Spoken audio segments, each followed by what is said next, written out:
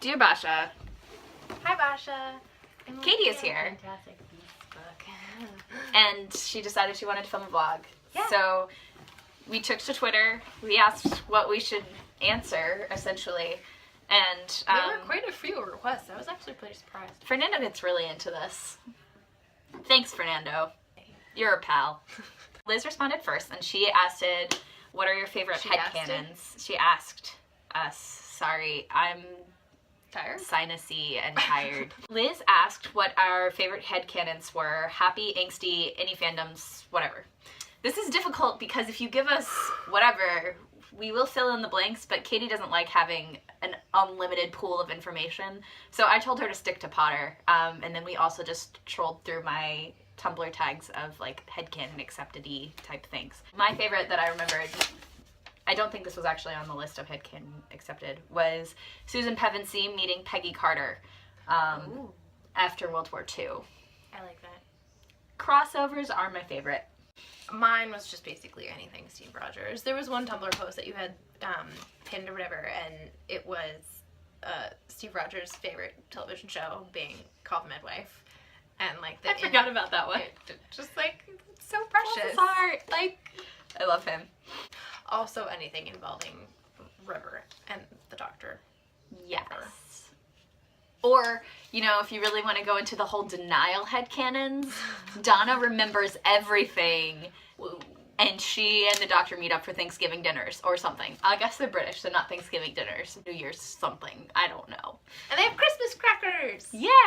Denial is your friend. Speaking of which, we also got into favorite tropes, which Oh we yeah, had much more Basia asked material about for. favorite tropes. This was easier because once you start listing tropes, you can't stop. Headcanons you have to actually think about and like remember. Liz, I will probably get back to this for you at some point once I've thought about which ones are my favorites, because I have a ton that you've sent me that I totally loved. And I just have a lot of favorite tropes, including one we extensively enjoy, which is childhood friends. Childhood friends is great.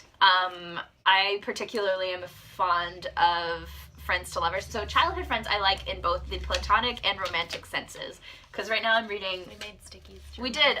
So the post-it notes of last vlog seem to be a good idea. Helpful? Very helpful. I like being organized, and I love post-it notes, so... We also looked at the signs as oh yeah, so tropes, some of my... I essentially hilarious. just searched my Tumblr to see what I had reblogged that had tropes, because I'm really bad at remembering the like On the names spot. of things right offhand. So we just, you know, used the internet in our favor, and a lot of them are like the Zodiac tropes as ones, and they were really funny. Connor may or may not have had like an asthma I had an attack. asthma attack over one because one was like signs as movie tropes, and Gemini, right here, was like slow-mo walk away from as a building explodes in the background moment, which I'm like, oh yes, bring it on. And then we got to Virgo, which is Katie here. She can't even handle herself. It It's the sad character It's the walks sad character in the outside, movie, walks- and then it starts raining.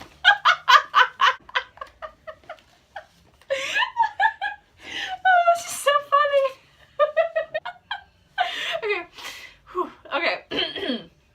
The one Basha and I were talking about earlier today was fake dating, because our friend Gwen reblogged that post on Tumblr, and I love fake dating. I think it's hilarious, especially if it ends with real dating. Especially. Or fake engaged ending in real engaged. There was a Hallmark movie about that this year. It was Yes, I really do watch good. Hallmark movies, but it was, Was it? so good. It was the one with the guy from When Calls the Heart. Oh, I don't know that one. Oh, you but didn't see that I one? watched the one that's a mistletoe pact, which has Oh, lemon. with Lemon from Heart of Dixie. Yeah. Yeah, that was Jamie King, I think her name is. That Yeah. one was also good. But So no, that was no, fake no. dating. That was fake dating. But the one that Basha and I were talking about. That they both ended up having. Like, Yeah, so they major end up heartbreaks like for each other. fake engaged, and it's the girl from that one who does the Hallmark movie with the art photographer designer thing, and it's like she and this guy had a thing, but then he like moved to Paris. And, Oh yes, and I he watched comes that back one to like shoot 8 it. times. Oh god, and it's terrible every time. It's so bad, but I love it. Ugh. I love Christmas movies of any type. It doesn't matter how bad they are, I will watch them.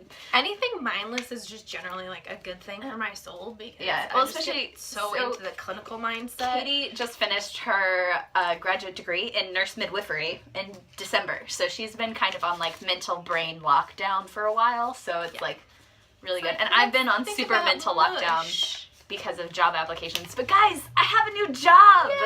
I've worked there for 2 days and it's been delightful. By the time you see this, it will have been 3.5. So hey, whatever. That helps that I'm still there. Other tropes. Vitriolic best friends, so like snarky pals, like that falls into, excuse me, that falls into childhood friends usually as well, or at least long-standing friendships. Deadpan snarker. Deadpan snarker. Smart women. And then I wrote next to it, all strong women. All women, always.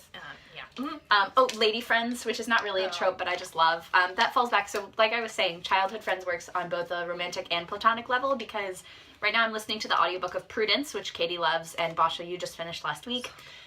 Very fun to anybody who is up for a steampunk adventure novel. Who isn't? Let's be real. But the two of the main characters have been best friends for like 20 odd years, so that's really fun because it's Primrose and Prudence, and they're hilarious together. Friends to lovers, Emma Woodhouse and Mr. Knightley, but also enemies to lovers. Oh, speaking of which, Basia, you asked what genre of books would we read but can't write? Yeah. Or wish we could write but can't, or something like that. What does it say? I am not a writer. I'll be perfectly honest. Katie doesn't write. I really, really, really enjoy reading romance novels. They're pretty trashy. Also sometimes saucy. Sometimes Healthy both. combination of both. I'm okay with it. Sometimes they're really funny though. Oh my gosh. And particularly like when they're well written, like the Sarah McLean books, they're just Yeah, Sarah lovely. McLean is really fun. It's great. And her titles are really punny, which is An added best. bonus. Book that Katie just finished is called A Rogue by Any Other Name, and that is childhood friends. But the book I want her to read next is by Julia Quinn, not Sarah McLean, and it's called Because of Miss Bridgerton, and it's sort of like childhood enemies, like childhood like nemesis versus Spoilers. each other. But it's a romance novel, so let's all take a wild guess how that ends for them. I also really enjoy the functional addict, like Frank in Shameless. Although arguably not so functional. Leverage, because So Nate Ford is a good. semi-functional Oh, alcoholic in that well, one. and then it kind of goes like, There's so many issues. anyways, Oh, my favorite. I wrote this one down for you, Basia, because I know it's one of your favorites. Mostly because it's always hilarious. Oh, he's hot. so true. My favorite is like the first thing that came to mind with this those in real life. was the first thing that came to mind after this was how many conversations Basia and I have had about this with respect to Maleficent. Oh. Specifically when she gets her wings back, and Dival just looks at her and is like, what? You really enjoyed Happily Married. Oh yeah, Happily Married. We stumbled on some Firefly gift sets, so Happily Married is a great trope, and more people should make use of it. I'm looking at no spoilers, I promise. Oh, Steve Rogers, good is not always soft. Bam. That's true. One Woman Army and Deadpan Snarker and Badass in Charge. We said Deadpan Snarker. I know, I'm putting it in there again because all of Also those were with Peggy Carter. Badass Babe in Charge is one of my favorite sort of things. Like Mariah Hill, Peggy Carter. Carter. The Tina Goldstein, but she's not really in charge. It's more like, but the woman in charge of Makusa is really awesome. Yeah, that's true. You said that's classified. Oh yeah, that's a good one. Or like the I'd tell you, but then I'd have to kill you. What does it That's say? a good Oh, one. this I think this says forehead touching. Yeah, you said forehead touching and I said forehead kisses. Yo, I'm a sucker for a good And Liz, I know kiss. you love hand holding, so that's another good one. Oh, I do a pinky hold. That's Oh, my pinky favorite. holds are cute. Mhm. Yeah. Hidden identity. Also Always a good mistaken one. identity. Mistaken identity, also fun. Fernando asked, what is the correct way to make coffee or tea? And the correct way to make coffee or tea is to always, if you're making tea, always put the tea bag in first and then pour the water over it and let it steep, and then you add your milk. If you add milk. I know people who pour, granted is coming from an American who doesn't usually use teapots. So if you're using an actual teapot, I think it can be acceptable sometimes. It's like standardized. To add milk before you add your tea to the teacup. But that's a different setting. I'm using like giant mugs and I'm just adding a little bit of milk, so it's... Basically, we're just like drinking a whole teapot at a time. Yeah. And I am a coffee drinker, unlike Yeah. Connor, and I typically put in my coffee first only because sometimes I've reached my caffeine limit for the day, and so I put in half calf and half decaf, and then I really need to like titrate what's what. Also asked if there is suddenly an emergency and you need to run from your house, what 3 things do you take from your room? And I said I would take my cell phone and probably one of my spare batteries for my cell phone. And you said your running shoes. And I said my running shoes because I feel like I might need that. But I'm thinking again, and it might have to be my driver's license or my passport. Oh yeah. Some form of identification so that if I'm driving somewhere I'm going to need that. I can't, you know what, I'll just say my wallet. Car Wallet would be a keys? better idea. Car keys, phone keys, wallet. Yeah, Simple. there you go. That'll do it. Okay. Oh, we already filmed this, but we will show it to you now. So over Christmas break, Katie's entire family decided to do that like natural laugh thing.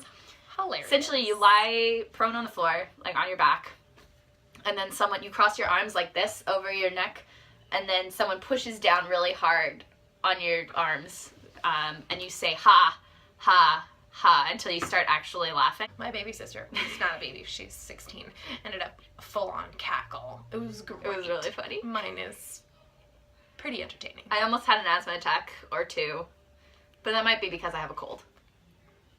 Big deep breath in, legs flat. Hang on. Okay. And Ha, ha, ha, ha.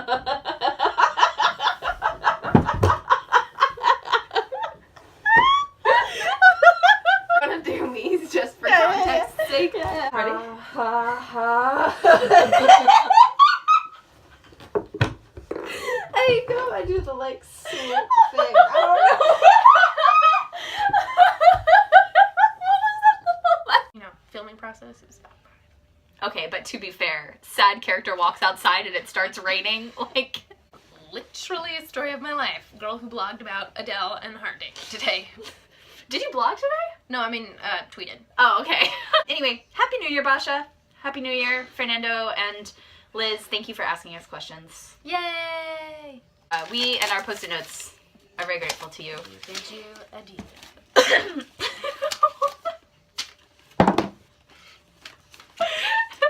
Have a wonderful time in California, Basia, and I will see you on Monday. Love California! We're such